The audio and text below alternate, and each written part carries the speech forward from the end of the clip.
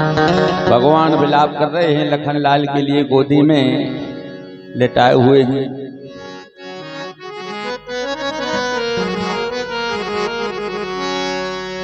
ये रघुवर लगे हैं रोन रे, सो सकती लागी लखन को।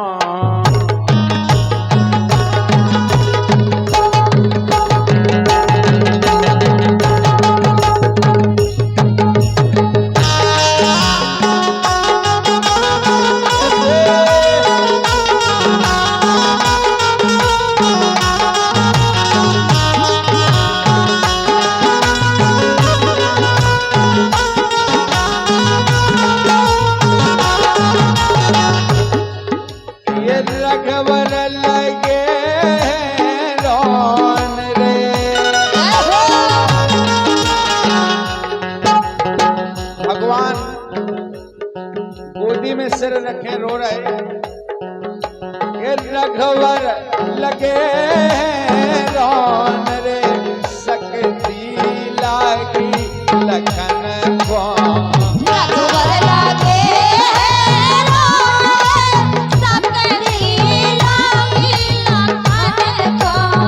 रघुवर लगे रोन, सकती लागी लखन को।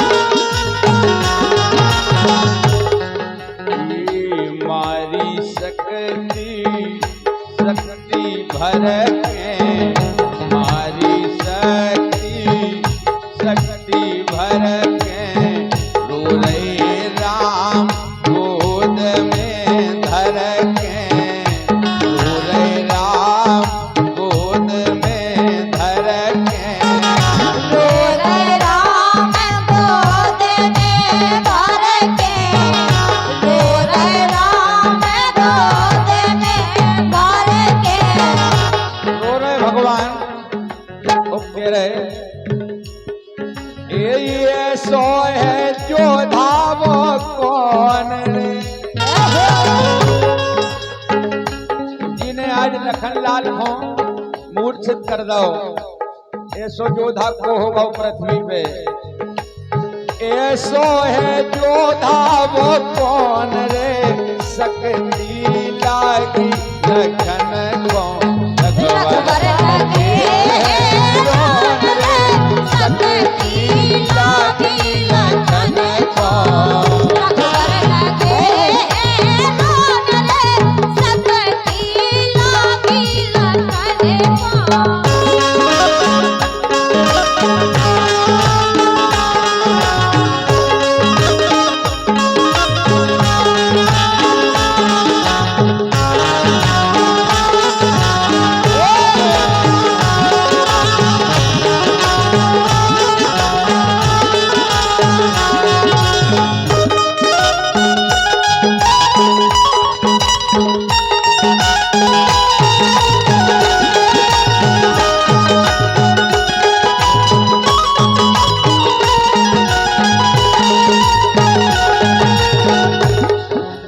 विभीषण जी ने, हनुमान जी ने बताया,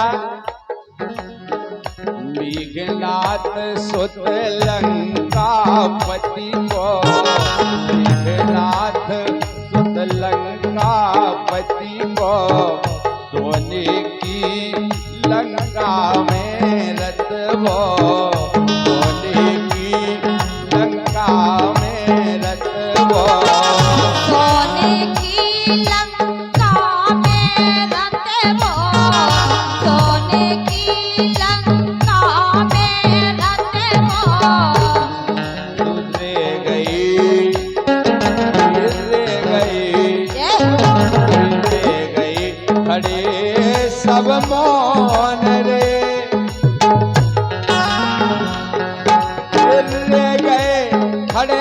सब मौन रे शक्ति लागी लखन को रग रग लागे मोन रे शक्ति लागी लखन को रग रग लागे मोन रे शक्ति लागी लखन को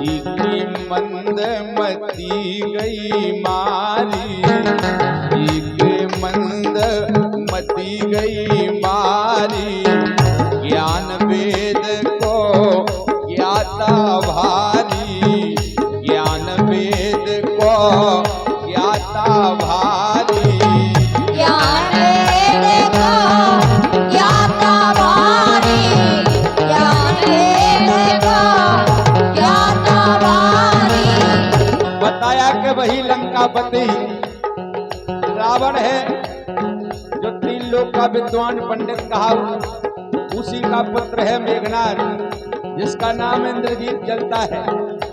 उसने ये शक्ति मारी है कि ज्ञान वेद को ज्ञाता भारी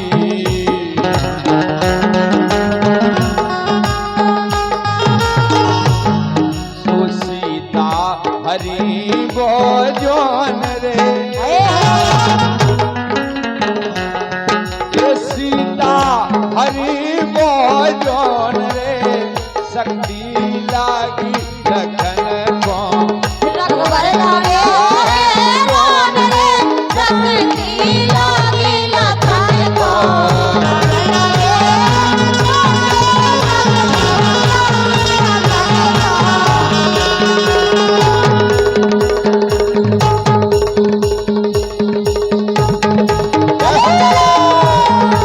क्या बात है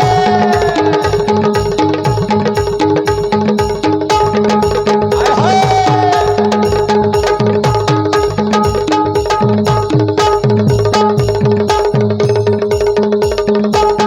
क्या बात है प्यारे चले चलो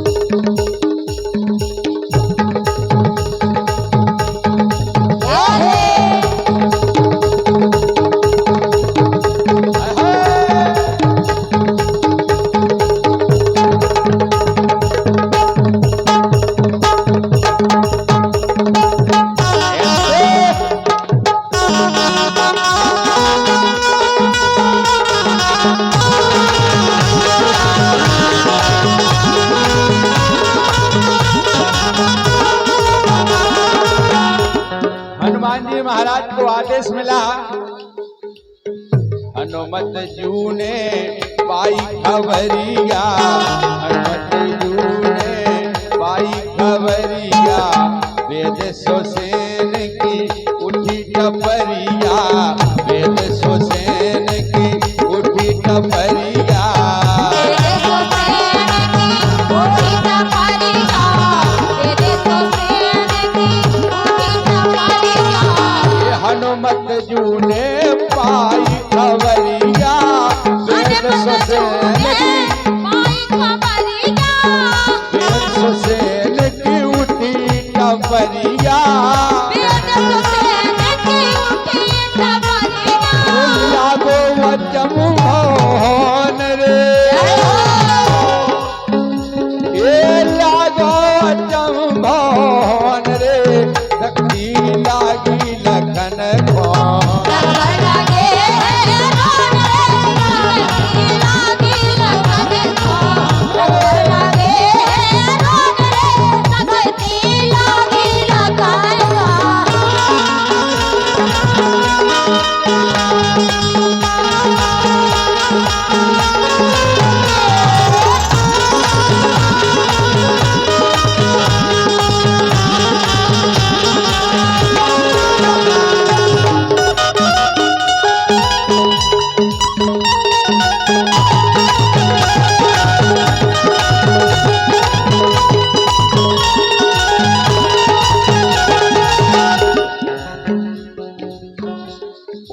लखनलाल जी की मूर्छा जागी।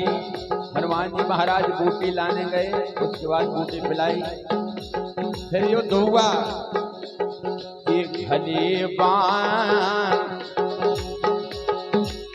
घने बान जब रामा के, घने बान जब रामा के।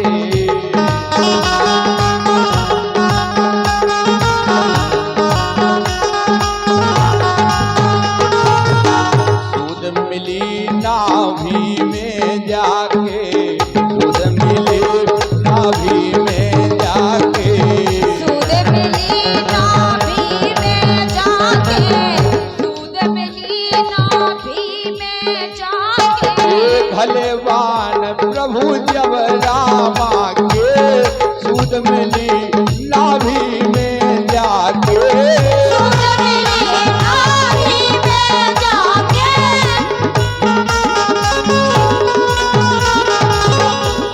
जो पट गौ जुगल जैसे सोन रे, पूरे परिवार का नाश हो गया जो भी राक्षस कुल में थे। सो पट गौ जुगल जैसे सोन रे। देख रहे हमारे जुगल किशोर प्रजापति नाभई भाई। ये पट गौ जुगल जैसे सोन रे, सकती लागी लगा